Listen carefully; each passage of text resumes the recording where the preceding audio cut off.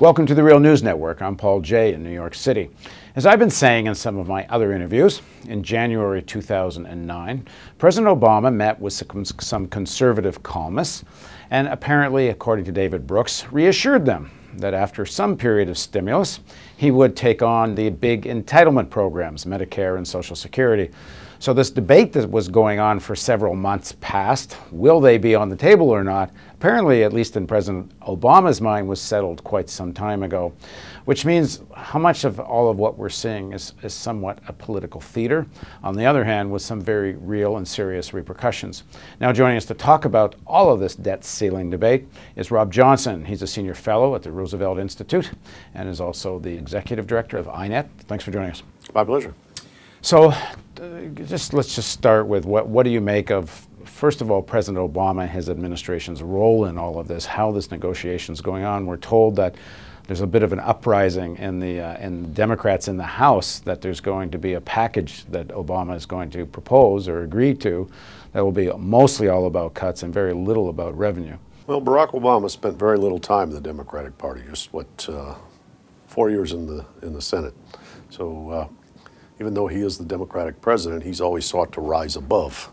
President Obama appears to aspire to be the referee, the leader who is above it all, nonpartisan, as he says, the president of the United States, not particularly a Democrat in the budget negotiations. But if you go back to the promise, according to David Brooks, or the commitment he makes to these conservative pundits that he is going to take on entitlement programs, it seems he had had a real agenda about all of this, even though he didn't talk publicly about it. He certainly didn't campaign on it.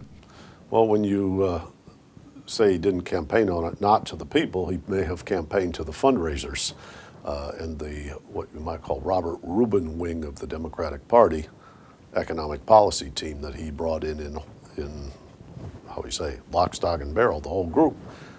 They had always been in favor of entitlement cuts and cuts of teachers' pensions and the various things that we see playing out in this slump. Why is this wing of the Democratic Party wanting these cuts?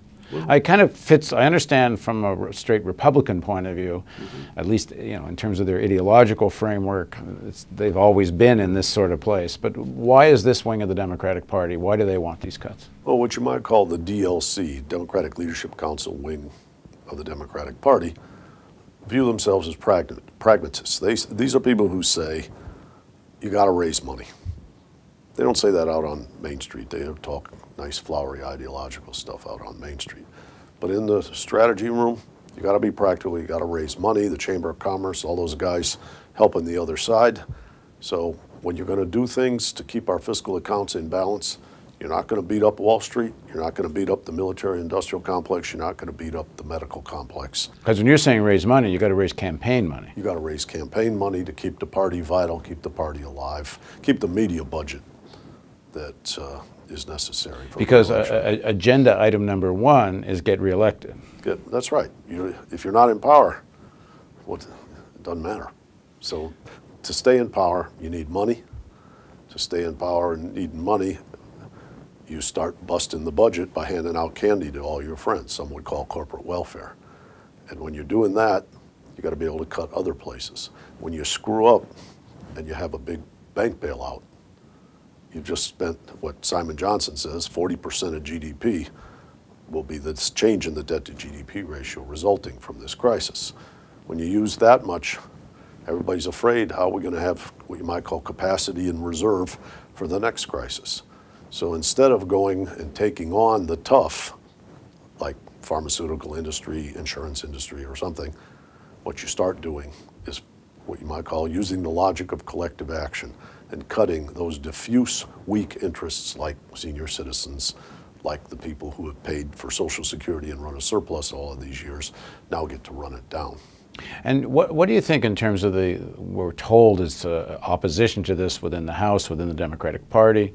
And we saw that on the public option there. I remember the press conference when the Progressive Democratic Caucus, like 40, 50 of them came out in front on the Hill and said, we're not going to vote for anything that doesn't have a vigorous public option in health care. And then when push came to shove, they did vote for the health care reform without the public option. I would say the logic of money in politics is very strong. And those people, that Progressive Caucus, represent what you might call the other human issues. But the logic of survival in Congress and strength of party means they often get rolled. They often get defeated to the detriment of a large portion of the population and to the benefit of a very small proportion that essentially is the wealthy. So let's talk about sort of underpinnings of the substance of the argument, which is that the debt's getting too big, and because you have to fill this hole. Given that we're on the Real News Network, we should talk about the fake debt crisis first, right? Okay. I don't think that we have an acute problem with default anytime in the next 15 to 20 years. I think the biggest danger to the, we might call, say, public solvency of America is out of control, runaway medical care costs, coupled with the demographics of the baby boom. But you can go two directions to cut that deficit. You can reduce the cost of medical services by eliminating monopolies in pharmaceuticals, monopolies in insurance, monopolies in hospital costs and hospital systems. Or you can cut back the quality of services. Obama passed a health care bill where he essentially codified all the monopoly practices, which was the bad thing. And the good thing is he brought about 47 million people who were uninsured onto the scrolls. These people are now covered. But that's something that's on the budget.